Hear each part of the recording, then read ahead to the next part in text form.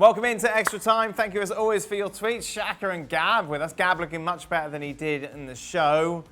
Technical situations have been some issues today. But fear not, our day wasn't as bad as Raphael Varane, and that's the first question. Was that Varane or was it David Luiz, Gab? Look, that's a bit harsh. Listen, even great players have absolute stinkers of games. And if you're going to make two colossal blunders, might as well make them both in the same game when you've already lost the first leg, rather than have them spread out and have them cost you 2 games, right? Oh my God, that's good. So you was agent, Gab. That's good spin. Yeah. It's pure math and probability, right? If Stevie was on, I would say to him, well, this proves how key Sergio Ramos is and what a world-class defender is. And Stevie's response was, well, if he's such a world-class defender, why did he get sent off in the first leg and suspended for this game? So I don't need him here. We just have a conversation with myself. How can Shaka complain about the heat having grown up in the Caribbean? Yeah, it's hot in the Caribbean as well. I sweat in the Caribbean too. Do you just sweat everywhere? If anybody was, you sweat when you're in the Caribbean. That doesn't change.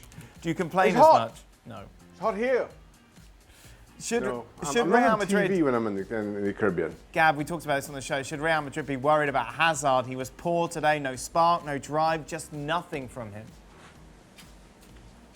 Yeah, you almost wonder if it might have something to do with the fact that, he's had 2 big injuries this season, hasn't quite settled into the side. There was a global pandemic along the way, so he didn't play football for 2 months, and then you get this long break at the end of La Liga season. I mean, I think it's as simple as that. Eden Hazard is a phenomenal player who still has not found his place at Real Madrid, hasn't yet established himself.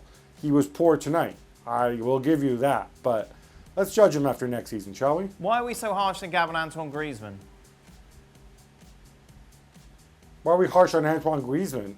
Well, I feel like we're very critical of Antoine Griezmann and his performance since he's moved to Barcelona, yet Hazard gets more of a pass. So, first of all, Antoine Griezmann has played in La Liga for many, many, many, many years. And so it's not like you have to get used to moving to a different country, learning a different language.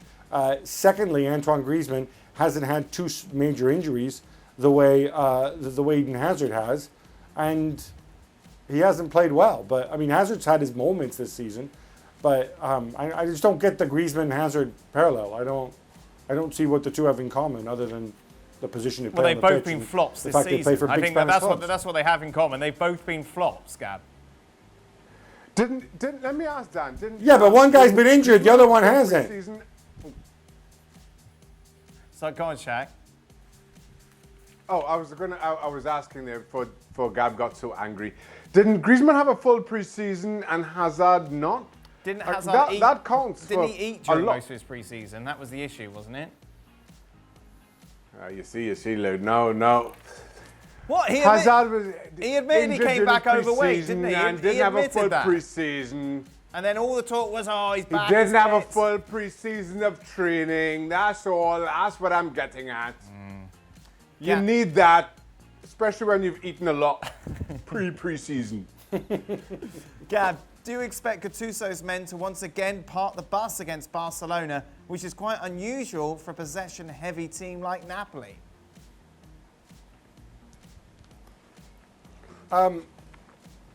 It's a good question. I don't quite know how you go and you approach this. I mean, given the way Barcelona have played and given the way they ended the season, and given all that's going on, I might have thought, and given also, of course, you're a goal down, so you absolutely have to score or you're going out, I would have thought that maybe you go out there and try to surprise them a little, try to be a little bit more proactive, get Fabian Ruiz and Demme to go and try to control that midfield.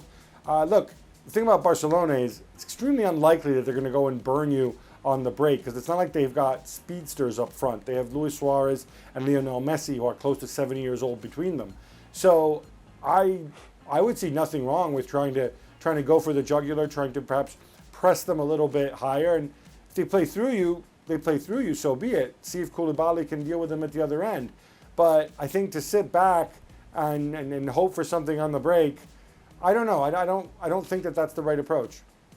Is Gareth Bale and Mesut Ozil situation good for football, Shaq? What kind of impression it leaves to the youngsters when they see professional players behaving the way that they have?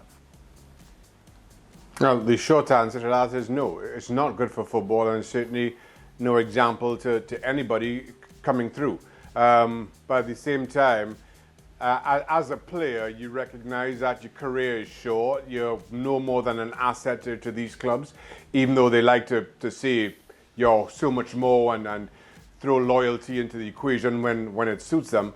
But the fact of the matter is you're little more than a piece of meat. And so you have every right to make as much as you possibly can during your times there. At the same time, I don't like to see what has happened to both those players and the fact that they're now viewed as little more than mercenaries. That part I also don't accept.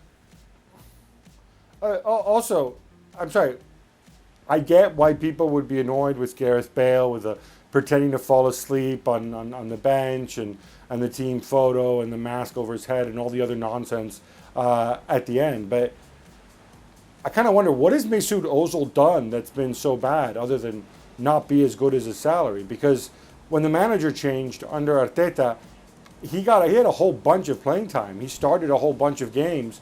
Then the pandemic comes, everything stops, and then we don't see him again after the restart.